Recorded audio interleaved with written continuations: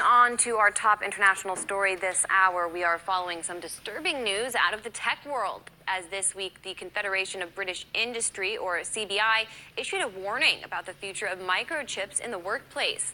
According to The Guardian, a British company has already fitted 150 implants in the UK alone.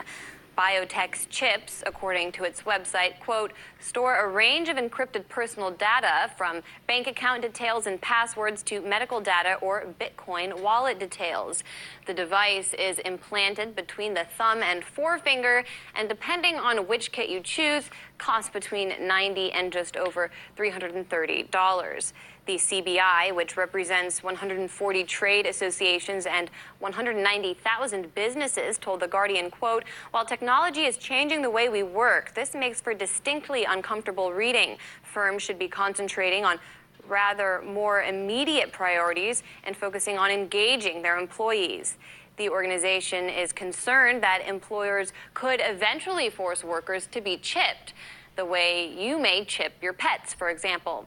The Secretary General of the Trade Union Congress in the UK added, quote, microchipping would give bosses even more power and control over their workers. There are obvious risks involved, and employers must not brush them aside or pressure staff into being chipped. Now, you might be thinking such concerns sound hyperbolic, but you would actually be sadly mistaken. Believe it or not, companies have already started microchipping employees. For example, a cafeteria kiosk producer in River Falls, Wisconsin, chipped employees last year.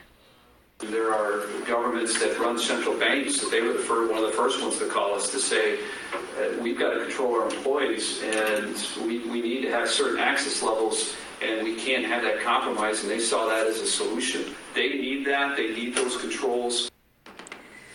Joining us now with the future of microchipping in question is former UK Member of Parliament George Galloway.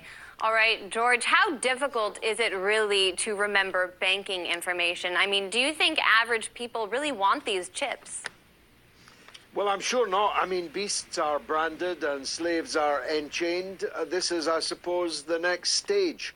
The wage slave will be microchipped. And the employer, imagine Amazon, just for an example, other brands are available, employing 500,000 people, every one of them one day perhaps microchipped. So the company will not be able just to employ you at rock bottom rates. It will know how long you went to the toilet for electronically. I might even know what you did there. It is grotesque, it is obscene, it is on the face of it ridiculous, except, as you've just pointed out, it's already happening. And even here in Britain, it's happening. It's happening in the United States. It's happening in the tech industries already. And of course, it's all very well saying it's voluntary, but when you're a wage slave, voluntary doesn't mean much. If it's get this job and sign up for the chip, or don't get the job, well, people will take the chip. What concerns do you have about this technology, and are you confident in the British government's ability to regulate these chips? I wouldn't be confident in the British government's ability to regulate fish and chips, never mind microchips. And indeed, the British government might be gone by the end of the week. No, I am not at all confident. But it is come to something when the CBI, which is the employers, the bosses' organization, are expressing their anxiety and unease about this move. The trade union opposition to it will be absolute, but we know from recent times that what starts out as resolute opposition incrementally becomes the prevailing orthodoxy, and it would be it would be a dystopian Aldous Huxley future if that's how we all ended up, chipped by our employer.